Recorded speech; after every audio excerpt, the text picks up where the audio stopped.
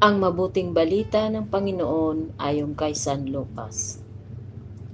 Nang dumating ang araw ng paglilinis sa kanila ayon sa kautusan ni Moises, si Jesus ay dinala ng kanyang mga magulang sa Jerusalem upang iharap sa Panginoon, sapagkat ayon sa kautusan, ang bawat panganay na lalaki ay nakatalaga sa Panginoon.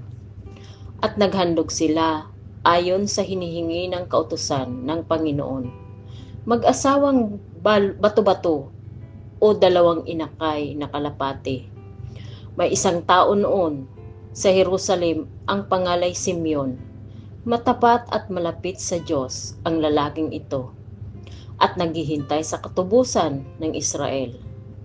Sumasa kanya ang Espiritu Santo na nagpahayag sa kanya na hindi siya mamamatay hanggat hindi niya nakikita ang Mesiyas na ipinangako ng Panginoon sa patnubay ng Espiritu. Pumasok siya sa templo at nang dalhin doon ng kanyang mga magulang ang sanggol na si Jesus upang gawin ang hinihingi ng kautusan. Siya ay kinalong ni Simeon. Ito'y nagpuri sa Diyos na ang wika, "Kunin mo na, Panginoon, ang iyong abang alipin ayon sa iyong pangako. Yamang nakita na ng aking mga mata ang iyong tagapagligtas. Inihanda mo para sa lahat ng bansa. Liwanag itong tatanglaw sa mga hintil at magbibigay karangalan sa iyong bayang Israel."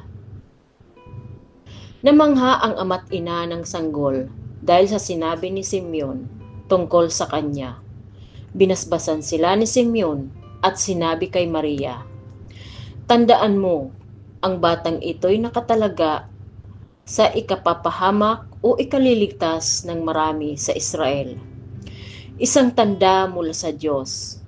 Ngunit hahamakin ng marami, kaya't mahayag ang kanilang iniisip dahil diyan. Ang puso mo'y para na ring tinarakan ng isang balaraw. Naroon din sa templo ang isang propetang babae na ang pangalay Ana, anak ni Pamuel, na mula sa lipi ni Aser. Siya ay napakatanda na, 7 taon lamang silang nagsama ng kanyang asawa nang siya ay mabalo. At ngayoy 84 na taon na siya. Lagi siya sa templo at araw-gabi sumasamba sa Diyos sa pamamagitan ng pag-aayuno at pananalangin. Lumapit siya ng oras ding yon at nagpasalamat sa Diyos. Nagsalita rin siya tungkol kay Jesus sa lahat ng nagbibigay sa pagpapalaya ng Diyos sa Jerusalem.